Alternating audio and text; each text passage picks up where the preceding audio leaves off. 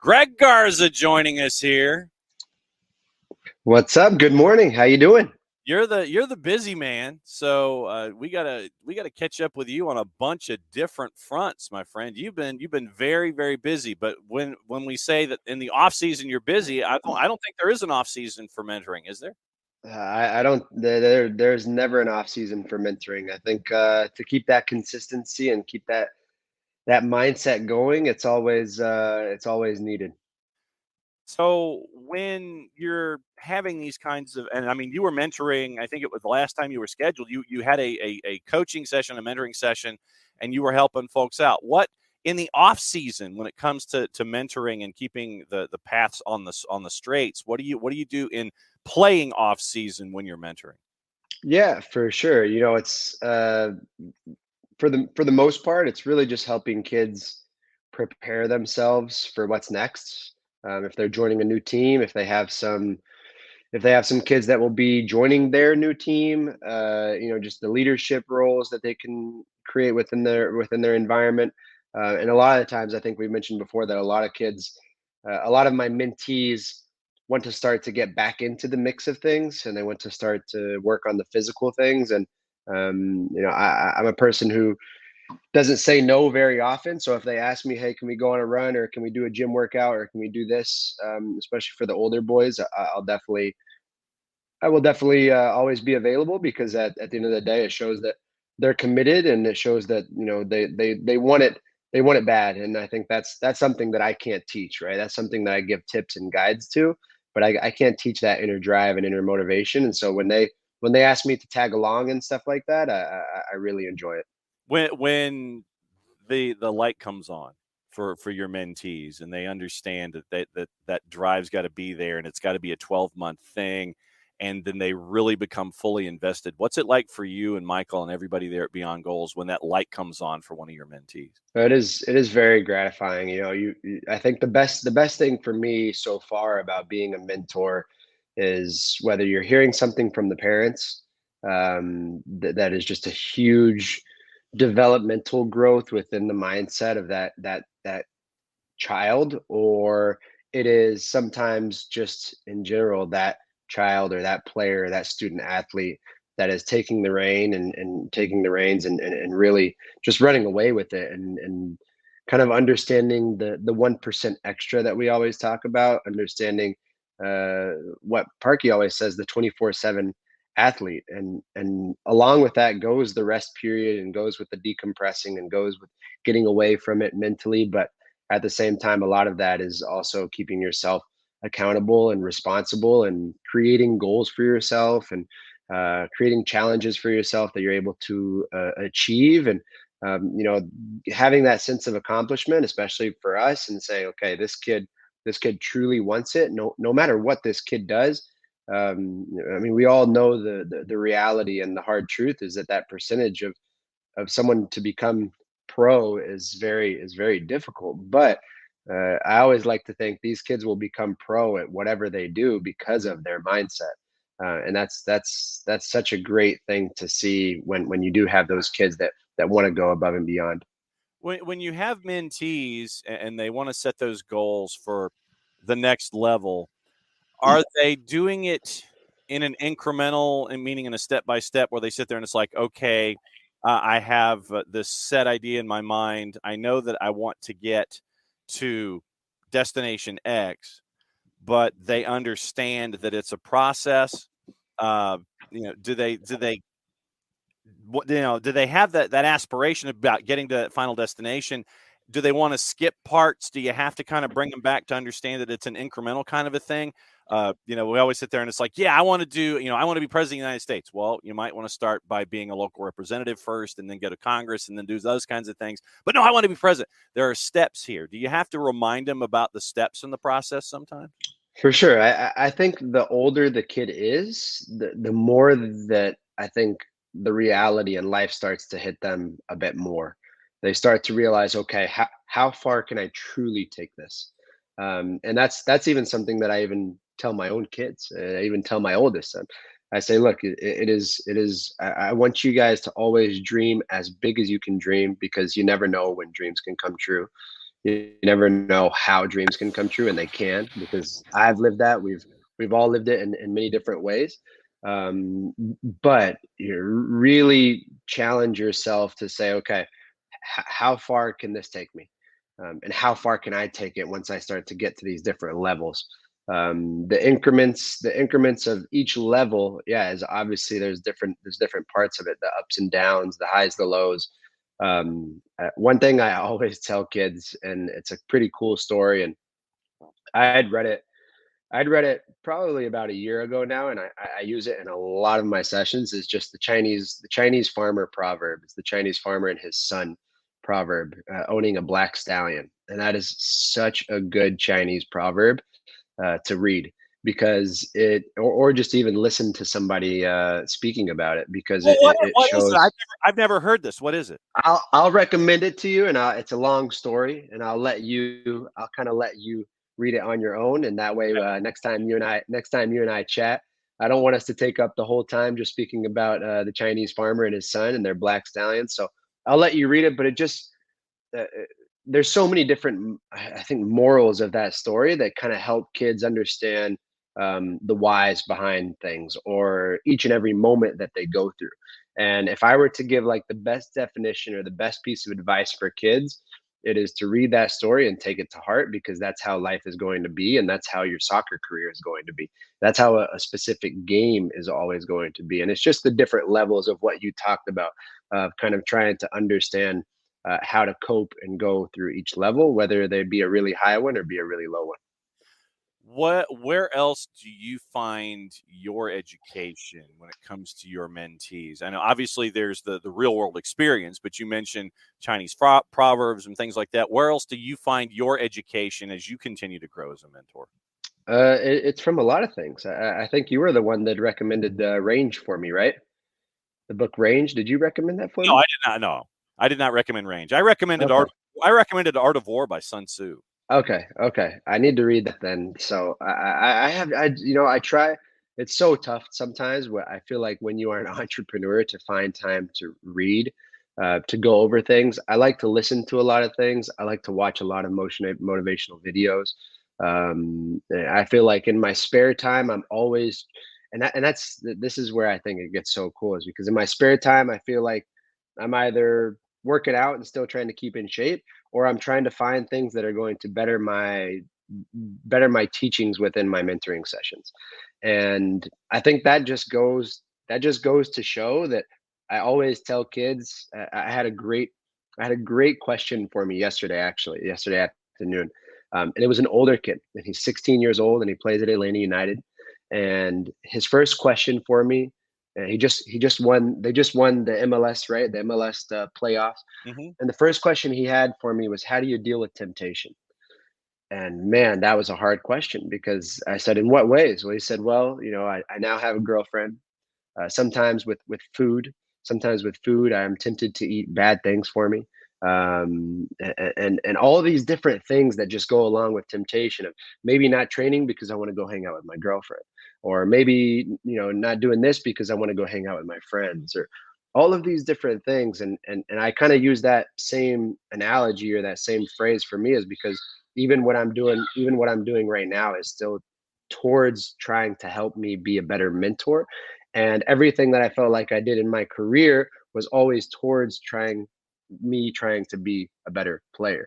And that was the advice that I gave him, is that, look, every decision that you make, you have to think, okay, is this going to help me become a better player, and this is my biggest priority, or is this going to kind of make me fall down the ladder, or kind of hurt me into becoming that better player that I want to be. And every decision that we make, it's like I always told him, look, here in Atlanta, my son would train on Friday nights, and our games would be on Saturday. And I remember every Friday night, our family would go out, and they'd go out with friends, and they'd go to like eat wings and Wingstop, and that'd be on a Friday night. Well, yeah, that was a lot of temptation for me to look at those wings and tell myself, okay, if I eat this, this is really going to damage my performance for tomorrow. And I had to kind of just really control myself and think to myself, hey, if I make this decision, I might cramp up in the 70th minute. So you know what? I need to understand that it's not going to help me. And I think I still have that mindset within even my mind today. But it's good for kids to ask those sorts of things, because it is real. It is very real for them once they start to get older. Because it sounds like with temptation comes the introduction to discipline and the maintenance of discipline when you have all these different temptations. Most definitely. Discipline, and that goes along with that 24/7 athlete, and that kind of iceberg, diagram that Parky always shows, of everything that's beneath, right? It's always the funny question that you ask Parky if he misses playing professional soccer, and he always says no. He doesn't miss it one bit. And coming from him, it's just so funny because we always see him as like the older dad. But I think in a way, I do see truth in that. I do see a lot of that because there are so many different sacrifices that you have to make, to try and be successful at anything that you want. And most people that look at you, or most people that kind of view even these kids, even this kid that has now won the MLS, cup in their age group, and is labeled as the best team in the nation within their age group, is still thinking about temptation and still having to really, uh, understand what the word discipline means and those sacrifices that come along with it.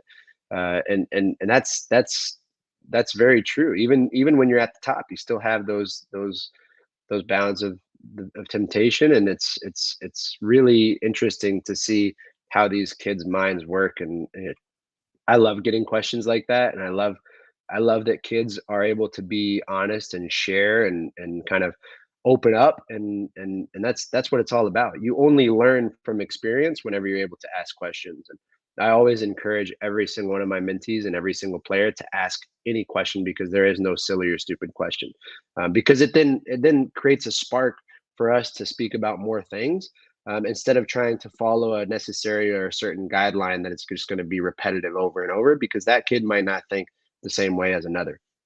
Well, and at the same time, and I do the same thing when I'm talking to college interns or high school students about being in the business, and I always say and kids naturally, and I say kids because I'm 720 years old, but kids when they're in these environments, young men and women when they're in these environments, you're a stranger. Yeah, you're somebody that they watch or look up to or whatever, or have a reference point to. But there is that concern about asking the stupid question. And yes, I did just use air quotes. And I tell them, like you say, there's no such thing as a stupid question, because I can guarantee you someone else has asked it before, and the answer will help more. It will help more than just you, because I can guarantee you that there are other folks in that same group that have that same thought but don't want to ask the question. So when you have a lot of folks that don't want to ask a question, it's a common thought that needs to be addressed. Don't ever be afraid to hold back in a situation, because you're holding back from your own learning in that aspect. Majorly, you want these kids. I mean, kids are all sponges, right? They're able to really listen and retain a lot of different pieces of information. And I always tell every kid, even I motivationally spoke and took my kids yesterday, um, to a boys and girls club, and we spent the whole day there, helping in an after-school program or a summer program for kids that are in boys and girls or soccer in the streets. It was an awesome time. But I always tell kids whenever we sit together in a room, I do not expect you to remember everything that I say, because I throw out a lot of different information. But if there is something that you do hear and listen to and tell yourself, that will really help me, that will guide me through a certain situation or circumstance, or something that I'm going through, then that's what it's all about. Is there a question that you wish you would be asked but have not? Oh, that's a tough answer. That's a tough question to answer. You know, it's I mean, is there it's something? Is there a lingering thought that you wish that that they would ask that you could address for one reason or another? It's like, you might be after the end of a mentoring session, and you sit there and you're in your car and you go, man, I wish I'd thought about that, something like that. Because I'd like to think that not every question has ever been asked, and that's why I'm asking, is there a question that you wish that they would ask, or ask even more, even if it's never been asked, or maybe they should ask it more than they do? Yeah, uh, I think one of the I guess one of the main things that Parky and I really notice and see, and I guess this is more so to just the why of mentoring, and I think most kids and most parents and most families um, really seek answers when they are in moments or times of desperation. And I think one thing that I would want to see more of is how to not get there, how to really create moments of consistency within the mindset to not get to that moment of desperation to where you feel like you need some answers to your questions. And I guess that's kind of shying away from your question, but I would want to see more of kids that are doing well and trying to keep that level of consistency and asking those sorts of questions. How do I stay here? How do I not get distracted and move myself into other places, or if there is a low, how to deal with those things, rather than when I would say a vast, a high majority of the kids that we speak to are usually kids that are going through a really tough moment. Um, and I think that would probably be my answer of wanting to see more kids that are sometimes doing quite well within everything that they have and are confident, but wanting to keep that consistency. I find that so important.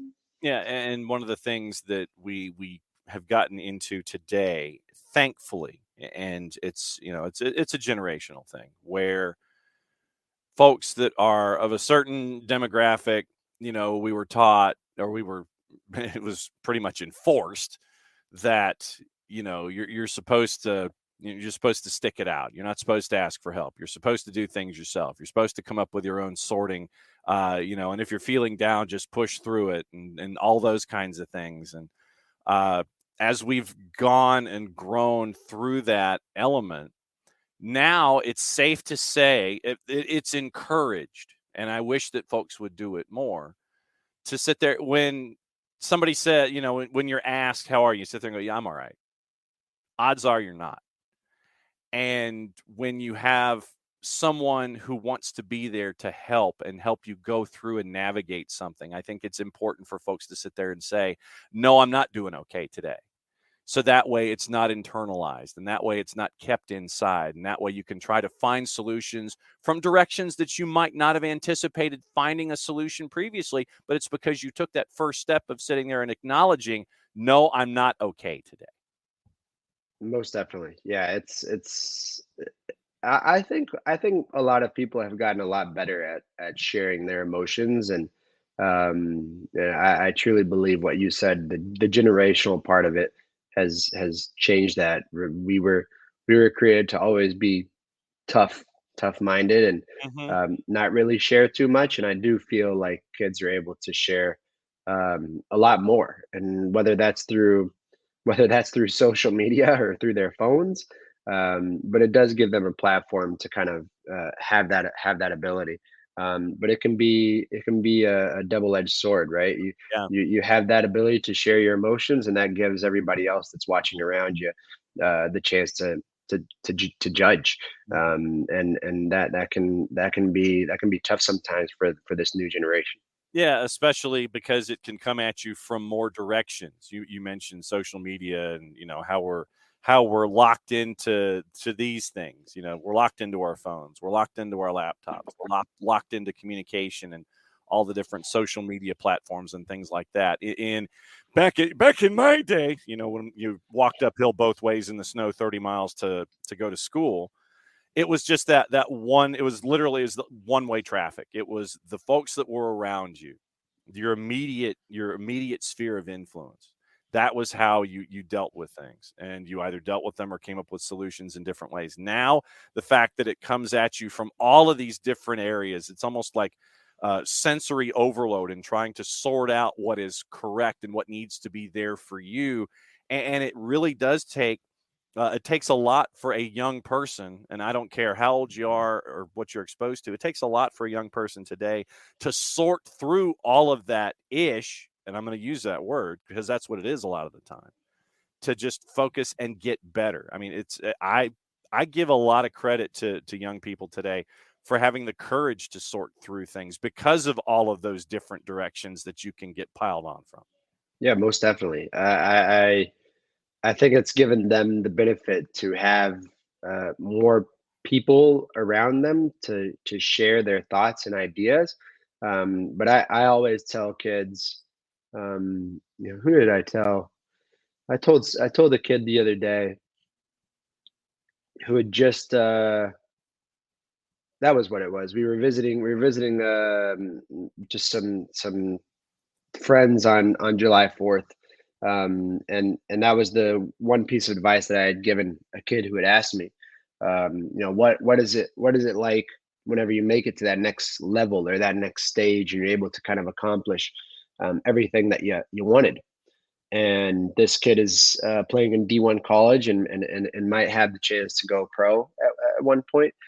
And I looked around and I saw this kid's friends around him um, at their house and his family and his parents and aunts and uncles, and that's the advice that I gave him. I said, although there is an abundance of people that you might meet in all different places, but just always remember to keep your circle very very small, because that's something that I think that is truly needed, within the professional environment and even just in general, keeping your circle very small, and obviously that trust and that bond that you have with a lot of people.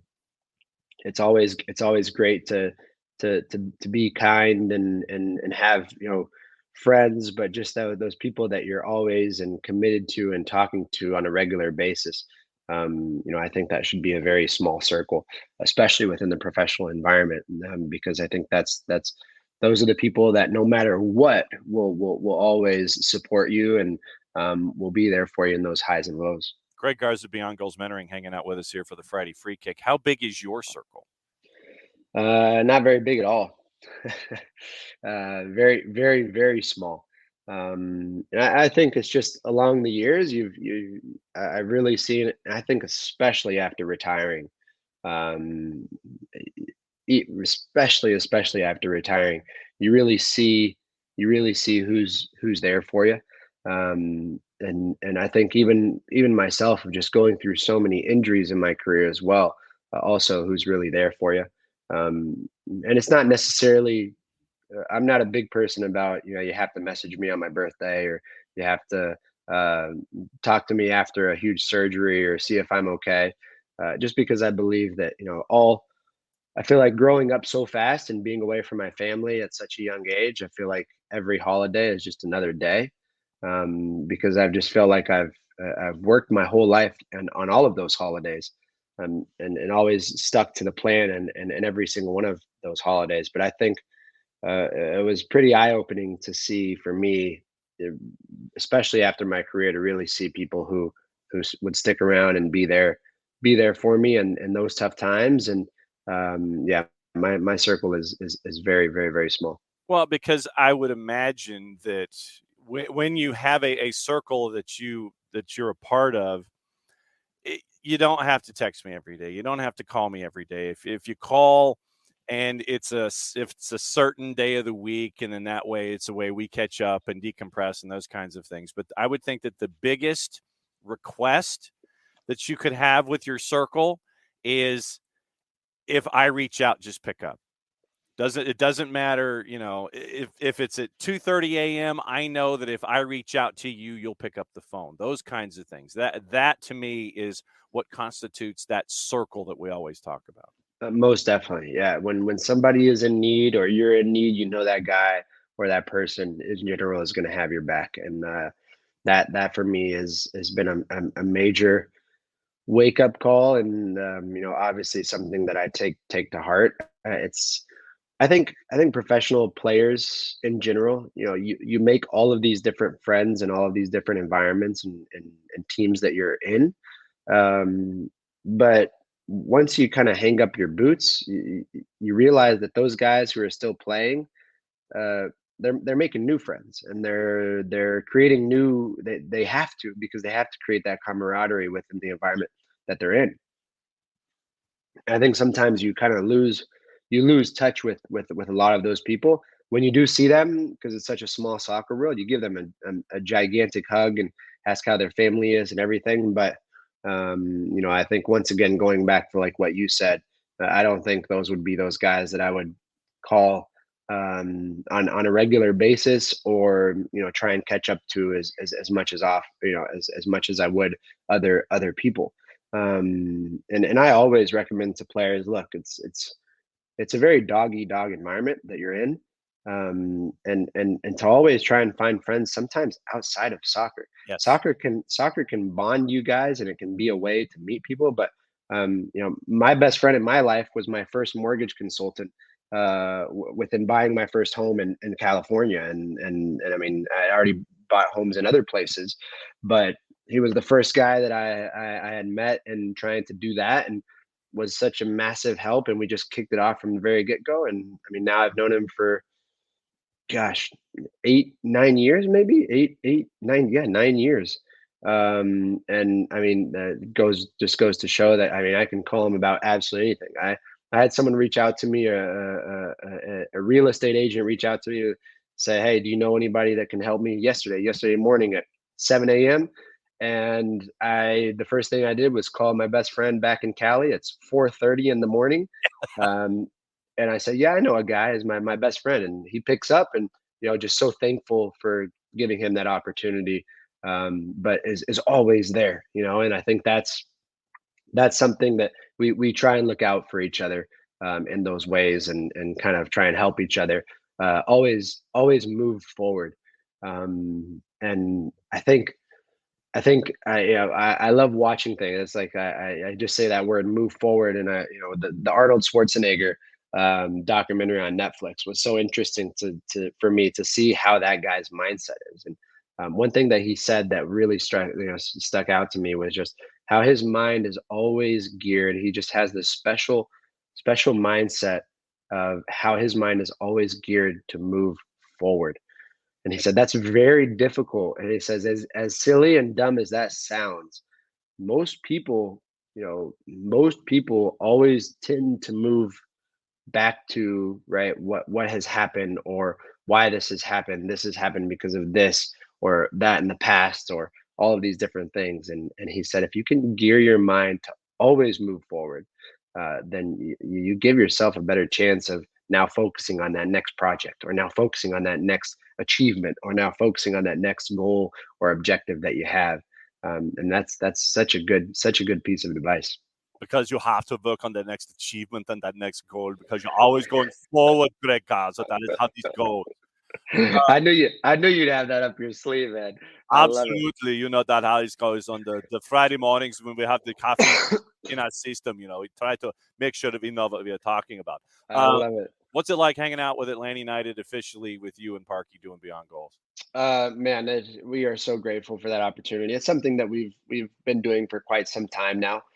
We've really created a good relationship with them, and now to a kind of officialize it and put it out there for the world to know. And I hope that we continue to. I hope that continues to open the doors for for other clubs as well, and allows us to serve as big brothers for these young players that are going through something very similar, that we did. And I think that it's extremely important for these kids to have not only their parents and coaches, but to have people that can guide them in each and every phase, and within their own journey, whether that be becoming a pro and holding on to that opportunity and not letting go of it, or whatever they want to be successful in life once they get to that stage. Abby wants to know where you're watching the women's national match against the Vietnam. I will answer some of the comments before I go. Some of the questions. I only ate one cup of ice cream the whole entire time, and it was at the very end because I was really hot. I'm sure all you guys were at the supporter section last, but it was such a fun time handing out ice cream to everyone. I would definitely do it again. I, if we can hand out ice cream there every single time by Brewster's for free, for sure. Let's bring it on. Yeah, man. But I will actually be watching the game at home. My oldest son has a soccer tournament, 4v4 tournament at Silverbacks. So they are hosting the game at Silverbacks Bar. But I don't know if anybody's ever been to Silverbacks Bar before. It can get a little rowdy. Yes. So I'm the least rowdy person you probably would ever meet. No. So I I will be coaching my son's games from 5:30 to like 8 8:30 in the dying heat, and then I will be coming back to some AC. Uh, it's so funny because these people ask, "Hey, can your son play on this team?" And yeah, sure. Can you help coach? I guess, yes, but it should be interesting. It should be fun. I'll just scream at my son and nobody else. That's my coaching ways are much different than my parenting ways. I think just more so because of my level of expectation. And it's so interesting because as a parent, I just sit back and watch and I won't say a darn thing and I'll be in the corner and the furthest one away. But when I'm coaching, I then have to know I know that level of expectation that I expect, and that should be something that hopefully even my son and others, I always tell them that should be something that you take the pride because if I have a high level of expectation for you on the field, then that means I think very highly of you. So if I'm not saying anything at all when I'm coaching, then that's never a good thing. It's probably better No, for me to get on to you rather than not say a word at all. no doubt. What was your cheat food when you were a professional athlete? Cheap food. When I was a professional athlete, I'm always going to go with if I had to choose one food to eat for the rest of my life, it would be pizza. Atta boy. Yeah, That's the any way. any type of pizza. I will eat anything on pizza. I mean, in Mexico, they have like an onion pizza, which like hundreds of sliced onions on pizza, and I'll eat it. Whatever type of pizza, it doesn't really matter. Pepperoni, supreme, meat lovers, cheese. Any type. If I had to choose one food, it would be pizza for the rest of my life for sure. Okay. And next time that you do coach, can you coach in an Arnold Schwarzenegger accent? Oh, I don't know. I can do a lot of accents. I don't know if I have Arnold's yet. I don't know if I have Arnold's yet. I'll Hey, have to. Mr. Fisher, what was that call all about? You know that he was falling down, he was faking, something like that. Oh, okay. All right. I'll have to think about it. I have to think about it. Yeah, I'm pretty good with accents, but I don't know. I don't know if I have the Arnold down yet. I'll have to practice it. And the next time we're on the show, we'll just do a whole 30 minutes of Arnold Schwarzenegger. Oh, see now, see, see now, you challenged it there. So next time out, we're doing the entire segment in an Arnold Schwarzenegger I wouldn't last. I wouldn't last. I would just start dying laughing after the first sentence, man. Yeah. because it is Greg Garza of our friends at Bianco's Mentoring at BG Mentoring on the Twitters. Greg, you have a good weekend, sir. You make sure that everybody is doing the right things and doing them the right way because if they don't, you're going to have to get after them.